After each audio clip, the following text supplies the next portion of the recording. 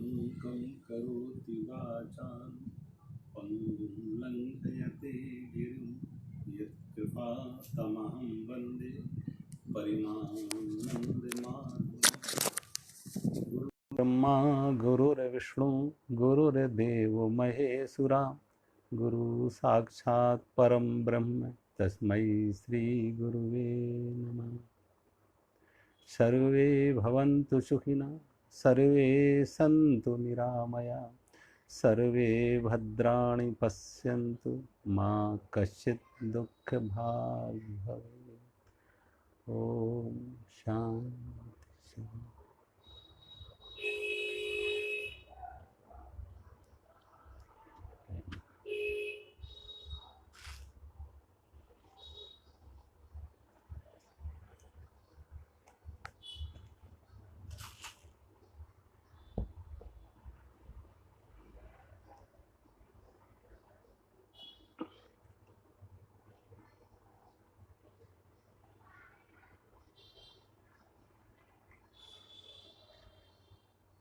अध्याय 14 14 श्लोक नंबर 21 22 23। अर्जुन उवाच केलिंगे त्रीन् गुणान् एतान् अतीत भवति प्रभु किमाचारा कथं चैतान् त्रीन् त्रिगुणान् अतिवर्तते। भगवान कहते हैं, अर्जुन ने पूछा, इस प्रकार भगवान के रहस्युक्त वचनों को सुनकर अर्जुन ने पूछा कि हे पुरुषोत्तम, इन तीनों गुणों से अतीत पुरुष यानी त्रिगुणातीत पुरुष किन किन लक्षणों से युक्त होता है और किस प्रकार के आचरण वाला होता है, तथा हे प्रभु मनुष्य किस उपाय से इन तीनों गुणों से अतीत होता है। तो अर्जुन प्रश्न कर रहे हैं कि जो त्रिगुणातीत, जो भगवान बार बार कह रहे हैं कि सत रज तम तीनों गुणों से जो मुक्त हो गया है, अतीत हो गया है, त्रिगुणातीत है, उसके लक्षण क्या है, कैसे उसे पहचाना जाए। जैसे पीछे आए थे, स्थित प्रज्ञ से का भाषा समाधिस्तस्य के शिवा स्थित धी किम प्रभासे ते किम आसीत अर्पिजेत किम। जैसे अर्जुन ने पहले प्रश्न किया था गीता के दूसरे अध्याय में कि स्थित प्रज्ञ समाधिस्थ योगी के लक्षण क्या है, स्थित प्रज्ञ के लक्षण क्या हैं, कैसे वो बोलता है, कैसे चलता है, कैसे उसे पहचाना है। तो यहाँ भगवान से अब वही अर्जुन दूसरा प्रश्न करे, गुणातीत के क्या लक्षण हैं, कैसे उसे पहचाना जाए कि कौन गुणातीत है कौन गुणातीत नहीं है, फिर उसके लक्षण क्या हैं, फिर उसका आचरण कैसा होगा। अगर वो गुणातीत है, त्रिगुणातीत है, तो उसका आचरण कैसा होगा।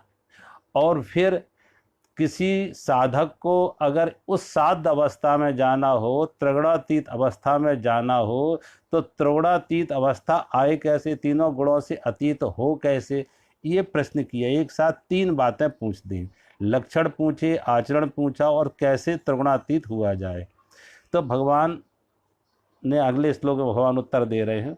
श्री भगवान उवाच प्रकाशम च प्रवृत्तिम च मोहमेव च पांडवा न द्वेष्टि संप्रवृत्तानि न निवृत्तानि कांक्षत। भगवान कहते इस प्रकार इनके पूछने पर श्री कृष्ण भगवान बोले, हे अर्जुन, जो पुरुष सत्वगुण के कार्य रूप प्रकाश को और रजोगुण के कार्य रूप प्रवृत्ति को और तमोगुण के कार्य रूप मोह को भी ना तो प्रवृत्त होने पर उनसे द्वेष करता है और न निवृत्त होने पर उनकी आकांक्षा करता है।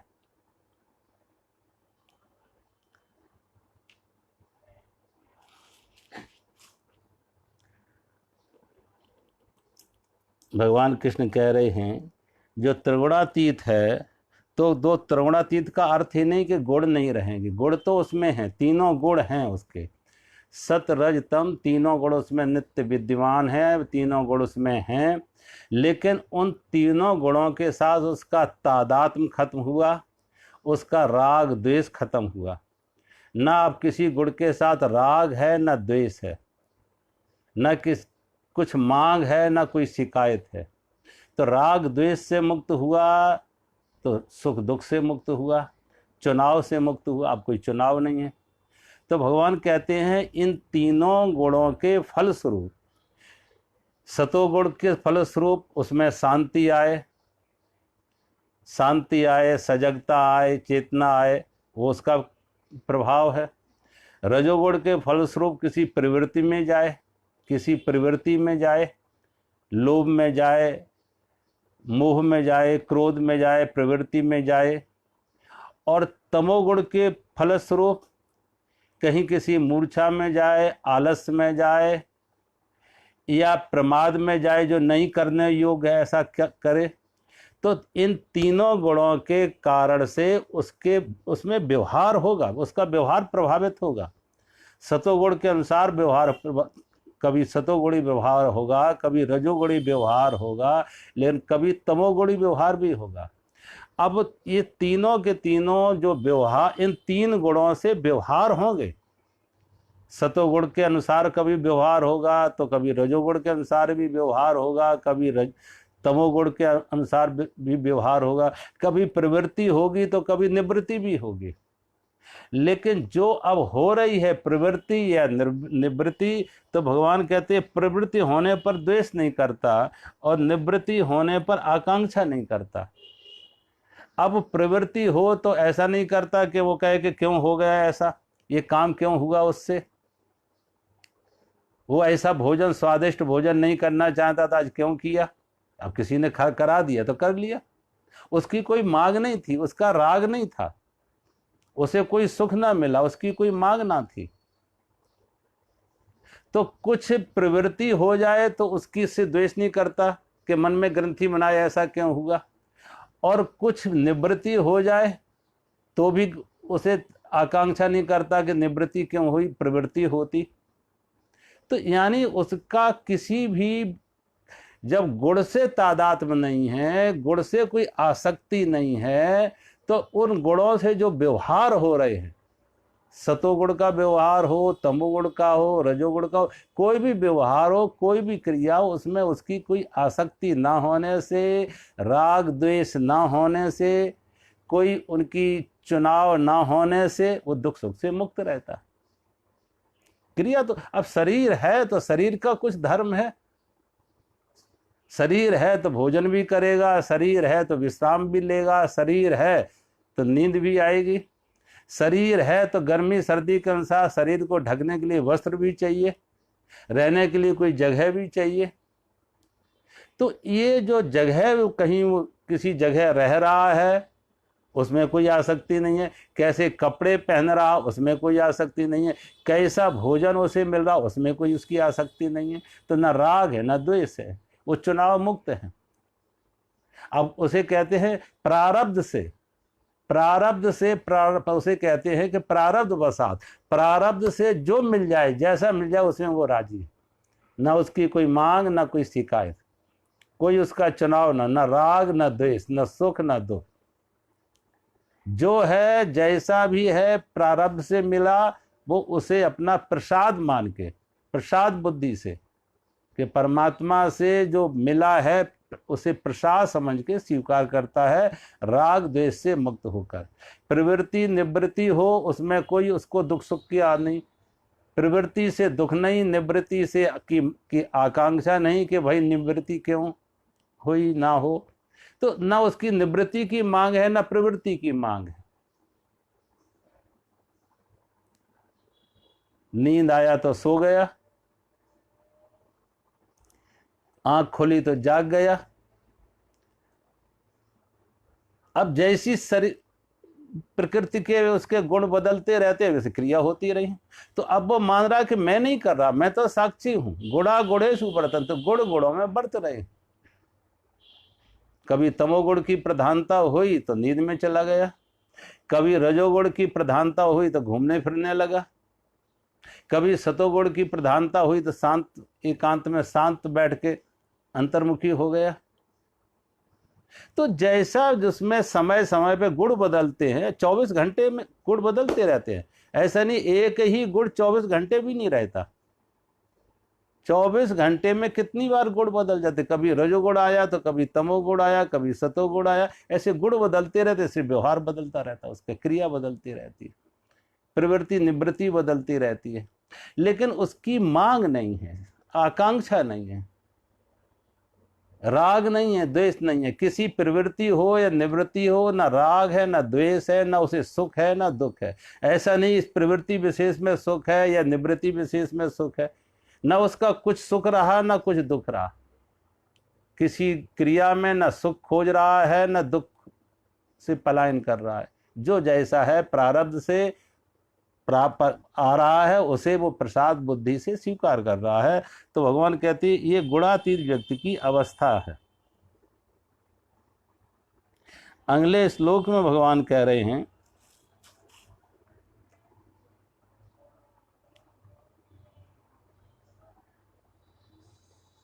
उदासीनवत आसीनः गुणैः या न विचालयते गुणा वर्तन्ते इत्येव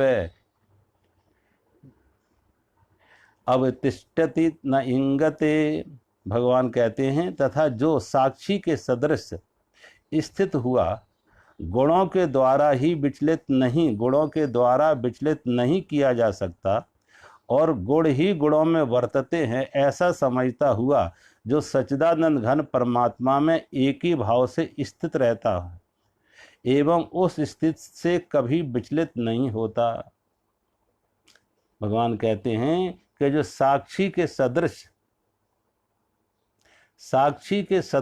उदासीनवत साक्षी के सदृश स्थित हुआ, गुणों के द्वारा विचलित नहीं होता। गुण जैसे गुण हो रहे तो गुणों के द्वारा विचलित नहीं होता। गुणा गुणेषु वर्तन्ते, गुण गुण में वर्त रहे हैं, ऐसा समझता है जो सच्चिदानंद घन परमात्मा एक ही भाव से स्थित रहता है।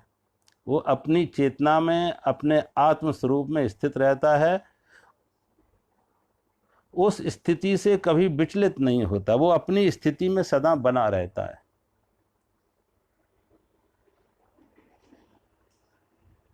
तो भगवान कहते हैं जो साक्षी की तरह है, उदासीनवत है, तो गुणा गुणेषु वर्तते, गुणों के अनुसार जैसा उसके क्रिया व्यवहार हो रहा है उनके साथ वो कभी तादात्म्य नहीं बनाता, राग द्वेष नहीं बनाता। वो मान रहा है कि जो क्रिया हो रही है वो गुणों से हो रही है, लेकिन वो उसने अपने को अलग कर लिया। एक है क्रिया करना, एक है क्रिया का होना। क्रिया जब हम करते हैं तो हम उसके साथ तादात्म्य बना लेते हैं, हम कर्ता हो जाते हैं। जब हम क्रिया करते हैं, व्यवहार करते हैं, तो उसमें हमारा चुनाव होता है, उसके साथ हमारा तादात्म्य होता है, उसके साथ हमारे फल की आकांक्षा होती है, और उसके साथ सुख दुख होता है, राग द्वेष होता है, तो हमारा सुख दुख उसके साथ जुड़ता है जब हम करते हैं। एक होता, करते नहीं है, हो रहा है। जब हो रहा है तो हमारा कोई चुनाव नहीं है, हमारी कोई आसक्ति नहीं है, हमारा राग द्वेष नहीं है, और फिर उससे कोई सुख दुख नहीं है। तो भगवान कहते हैं क्रिया तो हो रही है, क्रिया हो रहा, व्यवहार उसका यथावत जैसे पहले हो रहा था अब भी व्यवहार रहा, भोजन भी कर रहा, विश्राम भी कर रहा, कपड़े भी पहन रहा, लेकिन हो रहा है, उसका कोई अब मांग नहीं, आसक्ति नहीं है, वो उदासीन है। मैं कुछ उदाहरण लूं। एक बार कहते हैं महाराज जनक के पास नारद जी और सुखदेव ऋषि दोनों का आगमन होता। जब नारद जी और सुखदेव ऋषि दोनों का आगमन हुआ महाराज जनक के महल में, तो महाराज जनक विचार करने लगे इन दो महापुरुषों में, इन दो ऋषियों में कौन ऋषि श्रेष्ठ है, कौन ऋषि गुणातीत है, कौन गुणातीत है, कौन श्रेष्ठ है, कौन ज्ञानी है। अब कैसे मालूम किया जाए कि कौन गुणातीत है?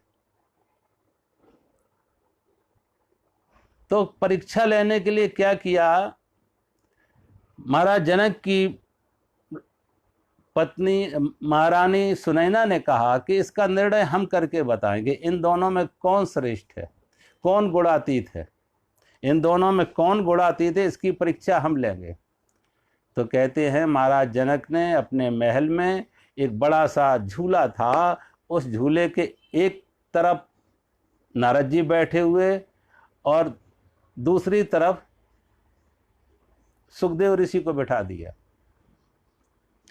और थोड़े समय बाद महारानी सुनैना 16 प्रकार का, सब प्रकार का श्रृंगार करके, सज धज के, सुंदर वस्त्रों में, आभूषण पहने, सुंदर अच्छा सब मेकअप किए, दोनों संतों के बीच में आके बैठ जाती। जब दोनों संतों के बीच में आके बैठ जाती तो जैसे नारद जी ने देखा एक सुंदर स्त्री को, सजी धजी सुंदर स्त्री को, रानी को, तो नारद थोड़े दूर खिसकने लगते, इसका स्पर्श ना हो जाए। स्त्री का स्पर्श तो पाप लगाएगा, स्त्री का स्पर्श पाप लगाएगा, स्त्री तो नरक का द्वार है। इस सब तरह की ग्रंथियां, अंदर का आकर्षण बाहर आने लगा, अंदर का आकर्षण, अंदर की मांग, अंदर की चाह, अंदर का राग बाहर आने लगा। कहा दूर हट जाओ। तो नारद जी तो दूर हटने लगे, दूर होने लगे कि स्पर्श ना हो जाए, लेकिन सुखदेव ऋषि जहां थे जैसे थे वैसे बैठे रहे। सुखदेव ऋषि जहां थे जैसे थे वैसे बैठे रहे। उन्हें यही भान नहीं है कौन स्त्री बैठ रहा है या पुरुष बैठ रही, और सुंदर है या कुरूप है।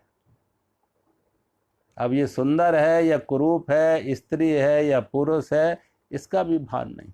वो जैसे थे वैसे बैठे रहे, न सरक रहे, न निकट आ रहे, न दूर जा रहे, जहां जैसे थे वैसे बैठे रहे। वो कुछ और ही अवस्था में खोए हुए, इसे कहते उदासीनवत। न सुख मिल रहा, न दुख मिल, ना राग न द्वेष, न भाग रहे न भोग रहे, न निकट जा रहे न दूर हट रहे। जब राग द्वेष से मुक्त हो जाता व्यक्ति तो ना भागना होता, ना भोगना होता, ना सुख मिलता, ना दुख मिलता। और संसार अपने में ना, यथार्थ में ना संसार सुख देता ना दुख देता। ये तो हमारी मांग है, हमारी मांग है, हमारी कामना है, हमारा राग है। हमने मांगा, जो मांगा, जैसा चाहा, जहां सुख मांगा था, जिसमें सुख समझा था, जिस वस्तु में, व्यक्ति में, परिस्थिति में राग बनाया था, वो मिल गया तो सुख, और ना मिला तो दुख। तो पहले हमने राग बनाया, सुख की हमने उससे अपेक्षा रखी, सुख की आसक्ति बनाई कि सुख मिलेगा, तो मिल गया तो सुख, ना मिला। अब व्यक्ति, वो वस्तु ना सुख देती है ना दुख देती है, हमारी अपेक्षा, हमारी मांग, हमारा राग ने सुख बनाया। वही किसी का द्वेष हो तो वही व्यक्ति वही है, पर वस्तु वही है, किसी के लिए दुख का कारण हो सकती है। जो वस्तु व्यक्ति एक के लिए सुख का कारण है क्योंकि राग है, दूसरे व्यक्ति के लिए वही दुख का कारण है क्योंकि उसका द्वेष है। वस्तु एक है, व्यक्ति एक है, परिस्थिति एक है, लेकिन राग द्वेष अलग अलग होने से एक को सुख मिला, दूसरे को दुख मिला। तो व्यक्ति, वस्तु, परिस्थिति सुख दुख नहीं देती है, ये व्यक्ति का राग और द्वेष, उसकी आसक्ति, उसका तादाद दुख सुख का कारण है। तो नारद जी में राग द्वेष था, गुणातीत नहीं थे, लेकिन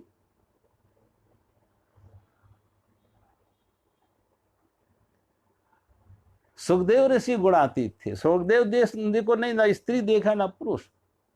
कहते हैं एक बार भगवान बुद्ध तपस्या कर रहे थे, कुछ मन चले लड़के एक वेश्या को लेके वन में जाते और नशा कर लेते, शराब पीने लगते, और जब वो नशे में धुत हो जाते तो वो कहते वो वेश्या वहां से भागती है। उनका होश आया तो बुद्ध एक वृक्ष के नीचे जाप कर ध्यान में बैठे थे। बुद्ध ध्यान में बैठे थे, बुद्ध से आके पूछा कि कोई यहाँ से एक सुंदर स्त्री निकली है, कोई एक सुंदर स्त्री यहाँ से निकली। भगवान बुद्ध ने कहा तुम बहुत देर से आए हो। अब एक तो हम यही नहीं समझ पाते स्त्री और पुरुष का भेद। हाँ, मैं तो अपने ध्यान में था और चंद्रमा की तरफ हमारा ध्यान था, लेकिन इस बीच में कोई गुजरा जरूर, कोई निकला जरूर, तो ये तो नहीं कह सकते कि स्त्री है या पुरुष था, ये तो कह नहीं सकते, कि गुजरा जरूर कोई, एक छाया सी बीच से निकली, अब स्त्री थी या पुरुष ये कह नहीं सकते। और अब ये तो और भी कठिन है कि वो सुंदर थी या कुरूप, ये कहना तो और भी कठिन है कि सुंदर और कुरूप।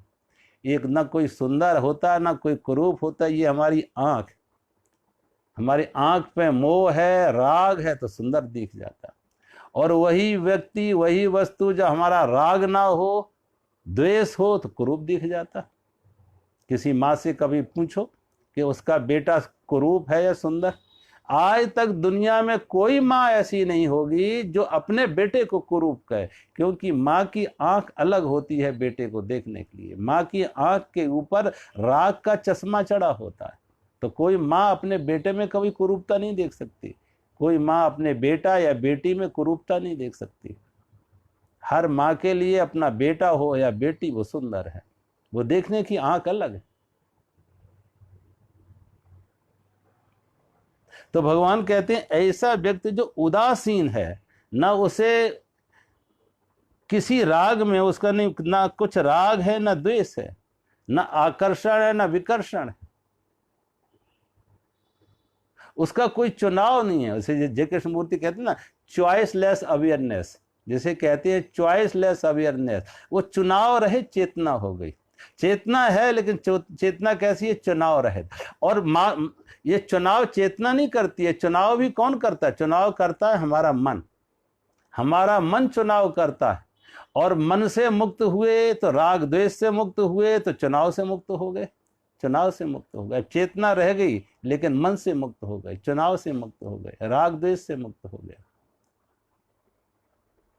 तो भगवान कहता ऐसा व्यक्ति साक्षी की तरह जीवन जीता है, साक्षी की तरह, हर परिस्थिति में वो साक्षी है।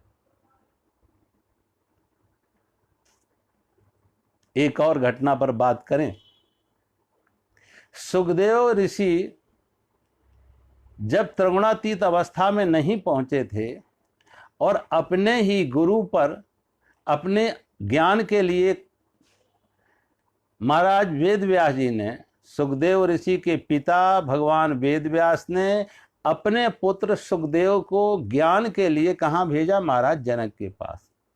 जब महाराज जनक के पास आके भेजा ज्ञान के लिए, तो वो विचार करने लगे कि ये तो राजा इतना,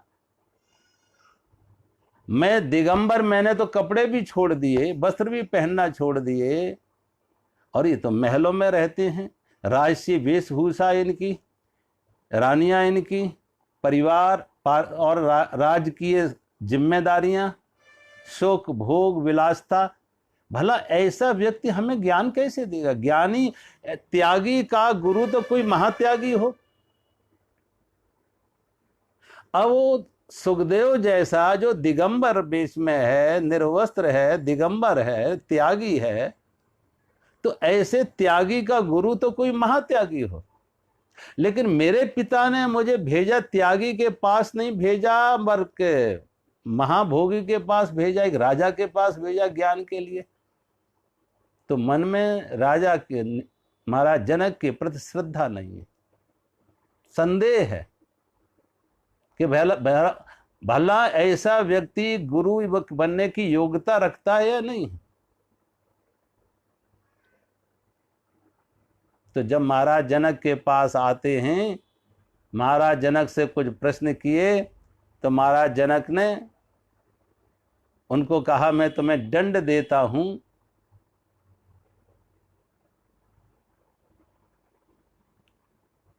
फांसी की सजा तुम्हें सुना रहे, और कल तुम्हारा मृत्युदंड होगा, तुम्हें कल मृत्युदंड होगा।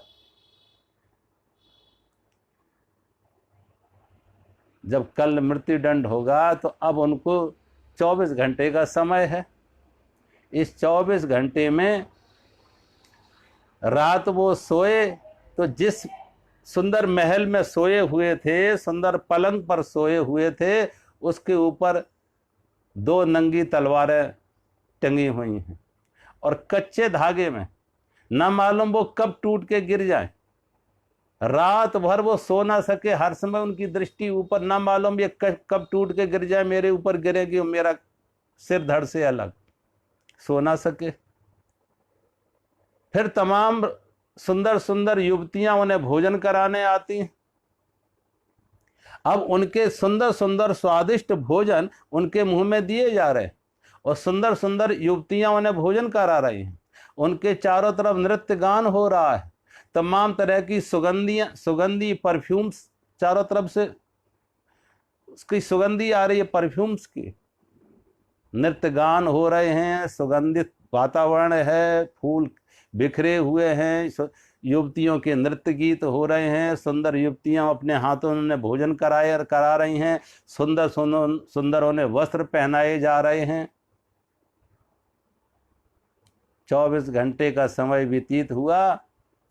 महाराज जनक के पास आते और जब महाराज जनक उनके पास आते 24 घंटे के समय व्यतीत होने पर, तो उनसे पूछा, बताओ महल में जिस सुंदर गद्दे पर तुम सोए थे वहां कैसा सुख मिला? जिस सुंदर गद्दे पर सुंदर वातावरण में महल में सोए हुए तो उसमें कितना सुख था? तो सुखदेव जी ने कहा, तुम सुख की बात करते हो, मैं तो सो भी नहीं सका, क्योंकि नंगी तलवारें टंगी हुई थी और डर लग रहा था कब ये गिर जाएं टूट के, कब नीचे धागा टूटे और नीचे आ जाए और मेरे ऊपर गिरे। मैं सो ना सका रात भर। फिर पूछा कि ये जो सुंदर युवतियां नृत्य गीत गा रही थीं, उनमें तुम्हें कौन सी युवती सुंदर लगी? कौन सा भोजन स्वादिष्ट लगा? जो वस्त्र तुम्हें पहनाए जा रहे थे वो कौन से वस्त्र तुम्हें सुंदर लगे? तो कहा, महाराज आप कैसी बातें कर रहे हो? मुझसे तो ये पूछो, मेरी दृष्टि तो, मेरी नजर तो जो घड़ी सामने रखी तो उस घड़ी पर थी कि अब मेरे जीवन के 4 घंटे शेष रह गए हैं, 3 घंटे शेष रह गए, 2 घंटे शेष रह गए। न तो युवतियों के नृत्य गान देख रहे थे, न भोजन का स्वाद ले रहे थे, न वस्त्रों में कोई खुशी मिल रही थी, न सुगंधित वातावरण सुगंधित लग रहा था, बल्कि हम तो सुइयों पर, घड़ी की सुइयों पर हमारी दृष्टि टिकटकी लगाए देख रही थी कि अब मौत कितने नजदीक आ गई, अब मौत कितने नजदीक आ गई, समय कितना, जीवन कितना रिक्त हो चुका है, मौत कितने नजदीक आ गई। इसलिए न तो मुझे स्त्रियों में कोई सुंदरता किसी में देख सका, न भोजन का स्वाद ले सका, न वस्त्रों का खुशी ले सका, न सुगंधित को सुगंधित कह सका, न रात्रि शयन कर सका उस सुंदर मखमली गद्दों पर। महाराज जनक ने कहा, जैसे तुम्हें 24 घंटे मृत्यु का स्मरण रहा, 24 घंटे तुम्हें मृत्यु का स्मरण रहा, तो ये सांसारिक भोग भी तुम्हें आसक्त ना कर सके। ये सांसारिक भोग आसक्त ना कर सके, राग द्वेष नहीं बना सके, सुख दुख का अनुभूति ना करा सके, क्योंकि 24 घंटे तुम्हारे सामने मौत थी, मौत खड़ी हुई थी तुम्हारे सामने। इसलिए तुम कह रहे तुम्हारी दृष्टि मत घड़ी की सुइयों पर थी। महाराज जनक ने कहा, जैसे तुम्हें 24 घंटे मौत दिखती रही, ऐसी मुझे हर पल हर क्षण आती हुई मौत दिख रही है। हर पल हर क्षण आती हुई मौत दिख रही है। तो ये संसार के भोग, ये आकर्षण मेरे अंदर आसक्ति न बना सके, राग द्वेष नहीं बना सके। इसलिए महाराज जनक को विदेह कहते थे। सशरीर होते हुए विदेह है, यानी देह की आसक्ति से मुक्त हैं, राग द्वेष से मुक्त हैं, दुखों से मुक्त हैं। और भगवान कृष्ण ने भी अर्जुन को जब उपदेश देके बीच में यही कहा था कि अर्जुन तुझे भी निष्काम कर्मयोगी बनना है, गुणातीत अवस्था में जाना है, लेकिन तेरे लिए आदर्श कौन होगा? तेरे लिए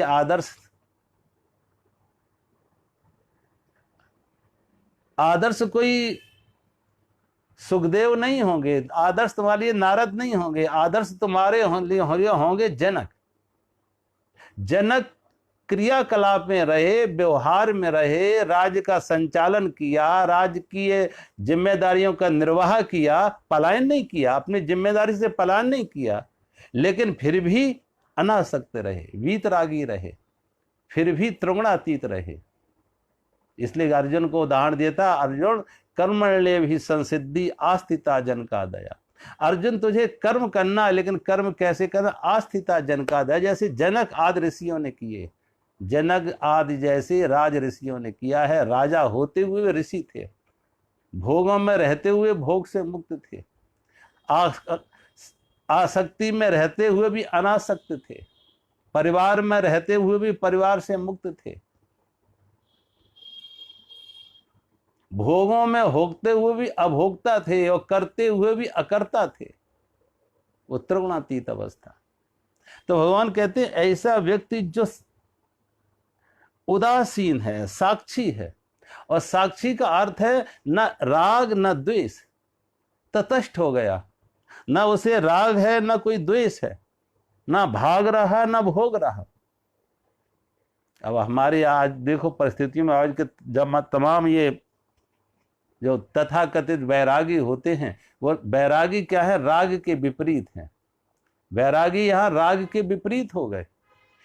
संसार में राग था तो उसके विरोध में भागे, संसार में दुख था तो संसार से पलायन किया, तो विरागी हो गए। लेकिन भगवान कह रहे वैरागी वो है, वैरागी नहीं, वैरागी वो है जो राग और द्वेष दोनों से मुक्त हो गया, जो भोग और पलायन दोनों से मुक्त हो गया। न भोग है न पलायन है, न राग है न द्वेष है, न भाग रहा है न भोग रहा है, न वस्तुओं की तरफ आकर्षित होकर उनकी तरफ भाग रहा है कि उनसे सुख मिलेगा, न वस्तु और व्यक्तियों से पीट करके उनसे दूर भाग रहा है जंगल की तरफ कि इनसे दुख मिल रहा है। न राग रहा, न द्वेष रहा, न भागना रहा, न भोगना रहा। वो दोनों से में त्रिगुणातीत है। प्रारब्ध से कहो, गुणों से कहो, गुणा गुणेश वर्तते, जैसा कुछ हो रहा है, व्यवहार आ रहा है जा रहा है, उसके प्रति साक्षी भाव है, तटस्थ भाव है, साक्षी भाव से देख रहा है। किसी भी परिस्थिति को ना अच्छा कह रहा ना बुरा कह रहा, ना राग बना रहा ना द्वेष बना रहा। तो भगवान कहते हैं वो साक्षी की तरह रहता है, और जो साक्षी की तरह रहता है वो भगवान कहते हैं ऐसा समझता है वो सच्चिदानंद परमात्मा के साथ एक ही भाव हो गया। देखो, राग द्वेष ने संसार से जोड़ा। राग द्वेष क्या है? राग द्वेष संसार से जोड़ता है, व्यक्ति वस्तु परिस्थिति से जोड़ती है। राग है तो किसका राग है? राग है तो व्यक्ति की, वस्तु या परिस्थिति के प्रति राग है। द्वेष है तो भी व्यक्ति वस्तु परिस्थिति से है। ये चाहिए ये नहीं चाहिए, इसमें सुख है इसमें दुख है, ये चाहिए ये नहीं चाहिए। वो क्या चाहिए क्या नहीं चाहिए? वो व्यक्ति, वस्तु या परिस्थिति। ये व्यक्ति चाहिए, ये वस्तु चाहिए, और ये परिस्थिति ऐसी चाहिए, राग। जो नहीं चाहिए, ये व्यक्ति नहीं चाहिए, वस्तु नहीं चाहिए, ये परिस्थिति नहीं चाहिए, वहां द्वेष हो गया। एक से सुख मिल रहा, एक से दुख मिल रहा। तो राग द्वेष तो संसार से जोड़े हैं, लेकिन जब राग द्वेष से मुक्त हुआ, वीतरागी हुआ, राग द्वेष से मुक्त हुआ तो संसार से मुक्त हुआ। राग द्वेष ने संसार से जोड़ा था, राग द्वेष से मुक्त हुआ, वीतरागी हुआ, अनासक्त हुआ, तो परमात्मा से जुड़ा, परमात्मा जुड़ा। एक में बहिर्मुखी हुआ, एक में अंतर्मुखी हुआ। एक प्रकृति से जोड़ता, एक परमात्मा से जोड़ता है। राग द्वेष प्रकृति से जोड़ता है और वीतरागता परमात्मा से जोड़ती है। आसक्ति संसार से जोड़ती है, अनासक्ति परमात्मा से जोड़ती है। तो जब अनासक्ति आई, परमात्मा से ऐसा व्यक्ति जुड़ गया, और ऐसे व्यक्ति के पास भगवान कहते उसको अब ये नहीं कि देखो आसक्ति अनासक्ति, बात ये नहीं कि राजा में आसक्ति ज्यादा है और किसी भिखारी में आसक्ति कम नहीं, ऐसा नहीं होता। आसक्ति तो आसक्ति है। एक भिखारी में भी अपने भिक्षा पात्र से आसक्ति हो, और राजा को अपने महल से भी आसक्ति ना हो, दोनों स्थिति होती। भाई आसक्ति कैसी भी हो, छोटी हो या बड़ी हो, लोहे की हो या सोने की हो, जंजीर तो जंजीर है। हथकड़ियां बेड़ियां जंजीर तो जंजीर है। वो हथकड़ी बेड़ियां चाहे लोहे की हो या सोने की हो, कोई फर्क नहीं। लोहे की हथकड़ी बेड़ियां भी बंधन है, और सोने की हथकड़ियां बेड़ियां भी बंधन है। आसक्ति छोटी हो या बड़ी हो बंधन है। महल की हो तो भी आसक्ति है, एक झोपड़ी की हो वो भी आसक्ति है, वो भी बंधन है। ये नहीं कहेंगे भिखारी की आसक्ति कम होती है, राजा की आसक्ति नहीं, दोनों की आसक्ति है। भिखारी भी राजा बनने का स्वप्न देख रहा है, आसक्ति उसको झोपड़ी में भी उतनी ही है जितनी राजा को महल में। एक बार कहते हैं महाराज जनक के पास सुखदेव ऋषि ज्ञान चर्चा कर रहे थे। जब उनके पिता ने उन्हें भेजा महाराज जनक के पास विद्या अध्ययन के लिए, ज्ञान प्राप्ति के लिए, तो महाराज जनक और सुखदेव के बीच में, गुरु शिष्य के बीच में संवाद चल रहा था, प्रश्नोत्तर चल रहे थे, आत्मज्ञान की चर्चा हो रही थी, सत्संग हो रहा था गुरु शिष्य के बीच में। अचानक क्या हुआ कि महाराज जनक के एक महल के एक हिस्से में आग लग जाती, महल के एक हिस्से में आग लग जाती, और जब आग लग जाती तो दरबारियों ने आके सूचना दी महाराज जनक को कि महाराज आपके महल में आग लग गई है। जब कहा आग लग गई है तो महाराज जनक ने कहा जाओ उस आग का शमन करो, जाओ उस आग को बुझाओ, आग को शांत करो, बुझाओ। आदेश निर्देश देके महाराज जनक सुखदेव जी के साथ वैसे ही ज्ञान चर्चा में रहे, वैसे ही सत्संग में रहे, ज्ञान चर्चा में रहे। सुखदेव तो सोच रहे थे कि अब महाराज जनक महल की आग की बात सुन के रोएंगे, चिल्लाएंगे, भागेंगे, छाती पीटेंगे, मिट गया, बर्बाद हो गया, लुट गया, दुखी होंगे, रोए चिल्लाएंगे, भागेंगे। लेकिन महाराज जनक में कोई इस तरीके का प्रतिक्रिया ना हुई, वो वैसे ही शांत बैठे रहे, सत्संग करते रहे। राज कर्मचारी जाके मैं आग का बुझाने के काम में लग गए। संयोग की बात कि सुखदेव ऋषि अपना कमंडल और डंडा एक जगह रखकर आए थे, पीछे कमंडल और डंडा रखकर छोड़कर आए थे, और महाराज जनक के साथ सत्संग में बैठे थे गुरु के पास। इसी बीच में सुखदेव बार बार मुड़ मुड़ के देख रहे हैं कि आग हमारे कमंडल के पास तो नहीं आ रही, आग हमारे कमंडल और डंडे के पास तो नहीं आ रही। बीच बीच में आंख उधर ले जाएं, बार बार आंख उधर ले जाएं, और ना रहा गया अब सुखदेव ऋषि को, तो कहा महाराज रुको, 2 मिनट रुक जाओ, मैं अभी आए दौड़ के, 2 मिनट रुक जाओ, मैं अभी दौड़ कर आया। और सत्संग बीच में छोड़ के सुखदेव ऋषि जाते, अपना कमंडल और डंडा उठा के ले आते, अपना कमंडल और डंडा उठा के ले आते। और जब उठा के ले तो आए तो सुखदेव ऋषि के मन में अंदर से ही आत्मज्ञान जगा, अंदर से ही होश जगा, अंदर से ही ये आसक्ति का पर्दा हटा, ज्ञान का प्रकाश अंदर से ही आया, और प्रश्न खड़ उठाया अंदर से ही कि देखो महाराज जनक का महल जल रहा, उन्हें महल की भी आसक्ति नहीं, महाराज जनक का महल जल रहा, उन्हें महल की आसक्ति नहीं, और मेरे पास कोई संपत्ति नहीं है, कोई महल नहीं है मेरे पास, छोटी सी एक संपत्ति है मेरा, एक कमंडल और एक डंडा।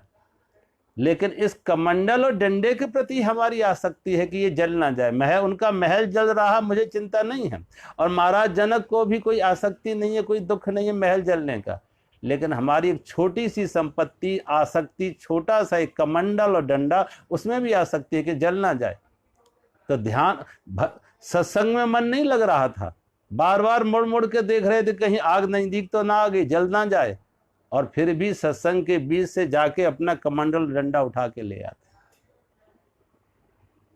अब ये महाराज जनक को महल में आसक्ति नहीं है, लेकिन सुखदेव के कमंडल में आसक्ति है, एक डंडे में आसक्ति है। सोचो, तो ऐसा नहीं कि जो कभी कभी भिखारियों को देखो, भिखारी जहां बैठ के भीख मांगते हैं, कभी हमने देखा कुंभ के मेले लगते हैं, ऐसे मेले लगते हैं, तो भिखारियों की भी जगह निश्चित हो जाती है कि ये जगह हमारे हैं, हम 10 दिन से हम यहाँ बैठ रहे, ये जगह हमारी है बैठने की, भीख मांगने की, और उस जगह कोई और दूसरा आदमी बैठ जाए तो झगड़े हो जाते। भिखारियों के भी झगड़े हो जाते, सिर फूट जाते हैं कि ये जगह मेरी है, यहां रोज बैठ के हम भीख मांगते हैं। तो राजा अगर राज्य के विस्तार के लिए लड़ते हैं, सिर फोड़ते हैं, तो भिखारी भी छोटी सी जगह के बैठने जहां भीख मांगते हैं बैठ के उसके लिए सिर फोड़ लेते हैं। सोचो, तो आसक्ति है, छोटी हो या बड़ी हो, बंधन है। रस्सी हो या लोहे की या सोने की, कोई फर्क नहीं पड़ता। तो भगवान कहते हैं लेकिन ऐसा व्यक्ति जो गुणातीत है, साक्षी है, उदासीन है, जो उदासीन है, साक्षी है, उसके लिए छोटा या बड़ा का कोई प्रश्न नहीं है कि छोटी आसक्ति या बड़ी आसक्ति। कभी कभी हम बड़ी आसक्ति छोड़ देते तो छोटी आसक्ति में भी उतनी बंधन हो गया। बड़ी आसक्ति से छोड़ के चले आए, तमाम लोगों को देखो बड़ी आसक्ति छोड़ के आ जाते हैं, साधु बन जाते हैं, लेकिन छोटी छोटी आसक्तियां भी पकड़ लेती है। तो भगवान कहते हैं ये गुणातीत अवस्था ये है कि सब जो हो रहा है गुणा गुणेश वर्तन्ते, गुण गुणों में वर्त रहे हैं, गुण अपने अनुसार क्रिया में हैं, व्यवहार में हैं, और जो भी कभी शरीर क्रिया भी करेगा, चलना फिरना भी करेगा, आना जाना भी करेगा, भूख लगेगी भोजन भी करेगा, प्यास लगेगी पानी भी पिएगा, नींद आएगी तो सोएगा भी, धूप महसूस करेगा तो छाया में भी बैठेगा। ये नहीं करेगा धूप है तो धूप में बैठा रहेगा, छाया की तरफ वो भी जाएगा, धूप महसूस कर रहा तो छाया में चला जाएगा, बारिश हो रही है तो बारिश से बचने के लिए छाया में बैठ जाएगा, सर्दी लग रही है तो शरीर तन ढकने के लिए शरीर पर वस्त्र भी डाल लेगा। तो इसे भगवान कहते ये बंधन नहीं है, ये गुणा गुणेश वर्तन्ते, ये गुण गुणों में वर्त रहे, लेकिन कोई उसकी आसक्ति नहीं है, कोई उसका जो है चुनाव नहीं है कि ऐसा मिले, इसमें सुख इसमें दुख, कोई चुनाव ना कुछ प्रवृत्ति की सुख है का चुनाव है, ना निवृत्ति का चुनाव, ना किसी गुण विशेष से, ना किसी क्रिया विशेष से कोई उसकी आसक्ति है। जैसा प्रारब्ध से आ जाए उसको ही वो प्रसाद संबुद्धि से भगवान कहते हैं ऐसा व्यक्ति स्वीकार करता है। और जो प्रसाद बुद्धि स्वीकार करता एक ही भाव से स्थित हुआ, उस स्थिति से विचलित नहीं होता। सच्चिदानंद घन परमात्मा में सतचित आनंद, यानी राग द्वेष से मुक्त हुआ, आसक्ति से मुक्त हुआ, अनासक्त हुआ, वीतरागी हुआ, तो अंदर से जुड़ा,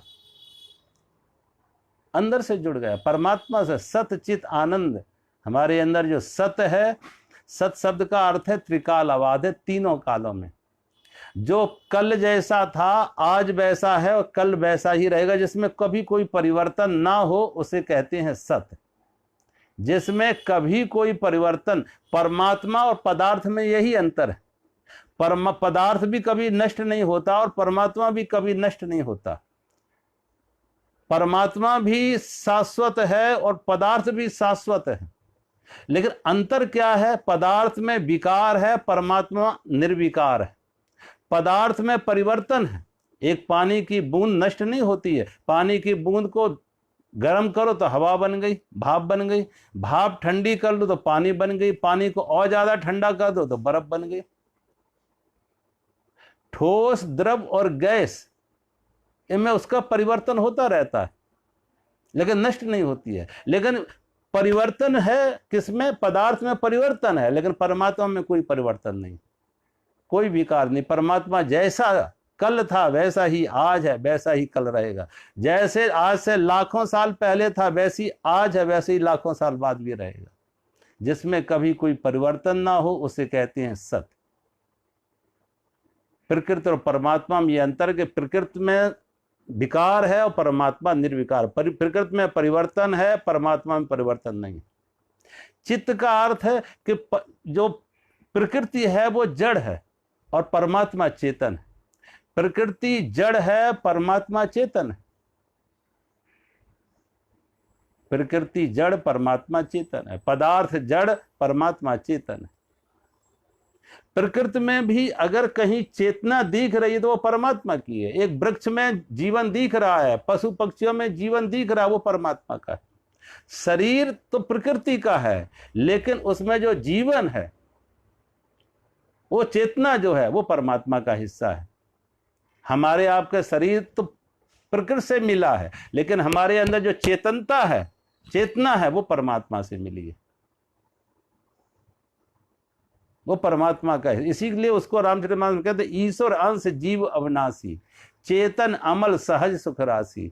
जो मनुष्य के अंदर है ईश्वर अंश जीव, जो जीव है, प्राणी मात्र जितने हैं वो क्या सब है, परमात्मा के अंश है। अंशी है परमात्मा, अंश है प्राणियों में। और वो कौन सा अंश है, चेतन अमल सहज सुख राशि। वो जो चेतन हमारे, चेतनता हमारे अंदर है, वो चेतनता निर्मल है, अमल है, वो परमात्मा का अंश है। तो हमारे अंदर शरीर प्रकृति से मिला है और चेतना परमात्मा से मिली है। तो परमात्मा सत है और परमात्मा चेतन है और परमात्मा आनंद देने वाला है। संसार से, पदार्थ से, व्यक्ति वस्तु परिस्थिति से सुख और दुख मिलते। व्यक्ति वस्तु परिस्थिति से, संसार से सुख और दुख मिलते हैं। जिससे अभी सुख मिलता है, कल उससे दुख मिलने लगता है। जिससे कभी दुख मिलता था तो कभी सुख मिलने लगता है। तो वो बदलता रहता है। जो कभी मित्र था शत्रु बन जाता है, जो कभी शत्रु था मित्र बन जाता है।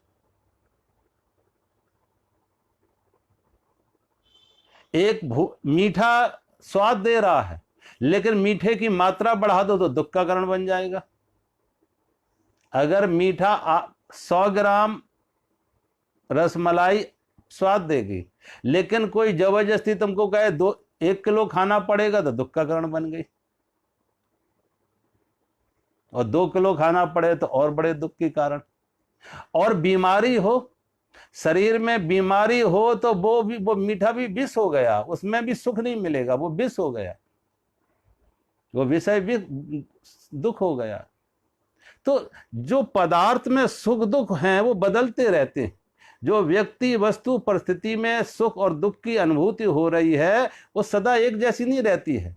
कभी सुख मिलता तो कभी दुख मिलता है। व्यक्ति से, वस्तु से और परिस्थिति से सुख दुख बदलता है। लेकिन जब व्यक्ति वस्तु परिस्थिति से आसक्ति हटती है, संबंध हटता है, राग द्वेष हटते हैं, तो सुख भी गया और दुख भी गया। तब क्या है, अंदर से जब जुड़े, परमात्मा से जुड़े, सत से जुड़े, चेतन से जुड़े, तो आनंद मिलता है। वहां आनंद है। आनंद अपने अंदर है और सुख दुख परिस्थितियों में है। हर सुख के साथ दुख होगा। ऐसा सुख आज तक नहीं आया जिस सुख के साथ दुख ना हो। संयोग में सुख मिला तो वियोग में दुख मिलेगा। लाभ में सुख मिला तो हानि में दुख मिलेगा। मान में सुख मिला तो अपमान में दुख मिलेगा। तो संसार की हर व्यक्ति, वस्तु, परिस्थिति सुख और दुख दोनों को साथ लेके चल रही है कि हर सुख के साथ दुख है। ऐसे ही एक सिक्के के दो पहलू, 2 साइड ऑफ सेम कॉइन। अगर कॉइन हाथ में है तो दोनों साइड हाथ में। लेकिन जो संसार से अनासक्त हुआ, संसार से अपना तादात्म्य तोड़ा, राग द्वेष से मुक्त हुआ, आत्मा से जुड़ा। और जब आत्मा से जुड़ा, सत से जुड़ा, अंदर के चेतना से जुड़ा, तो वहां आनंद है, वहां आनंद है। और आनंद का कोई विलोम नहीं है। सुख का विलोम तो दुख है, लेकिन आनंद का कोई विलोम नहीं है। वो ऐसा सिक्का है जिसमें बस एक ही पहलू, आनंद ही आनंद है। आनंद का कभी त्याग नहीं होगा, आनंद से दूरी नहीं होगी। ये नहीं कि आज आनंद था कल आनंद खत्म, ना, वो आनंद रहेगा। जब हम उस अपने अंतर से जुड़े रहेंगे, आनंद की अनुभूति होगी। तो भगवान कहते हैं ऐसा व्यक्ति जो है वो एक ही भाव से, सच्चिदानंद घन परमात्मा में एक ही भाव से स्थित हुआ, उस स्थिति से कभी विचलित नहीं होता। वो कभी फिर विचलित नहीं होता। जो एक बार उससे जुड़ गया, एक बार वो अमृत तत्व का स्वाद अपने अंदर ले लिया, उससे फिर वो दूर नहीं होता। ये तभी तक है जब तक वो स्वाद ना आए। एक बार वो स्वाद आ गया, फिर वो स्वाद से वो कभी दूर नहीं हो पाता। तो अपने अंदर का स्वाद, अब सोचो कोई भी व्यक्ति ऐसा नहीं मिलेगा जिस व्यक्ति ने कभी ये कहे कि हम, कोई हो, गरीब हो, अमीर हो, स्त्री हो, पुरुष हो, राजा हो, भिखारी हो, हर व्यक्ति की अनिवार्यता है, जरूरत है, अनिवार्यता है क्या? नींद। कोई ये नहीं कहेगा नींद छोड़ दें। तो जैसे नींद से वो अंतर्मुखी होकर आनंद की अनुभूति कर रहा नींद में, वही इसी समाधि में उसको अनुभूति है आनंद की, और वो उससे फिर वो कभी विचलित नहीं होता, उससे दूर नहीं होता, उसकी मांग सदा बनी रहेगी, उसकी जरूरत सदा बनी रहेगी। तो एक बार जो स्वाद को ले लेता, भगवान कहते हैं, वो फिर कभी विचलित नहीं होता है। आज हम यहीं विराम करते हैं। मेरा सभी को प्रणाम। हरि ओम।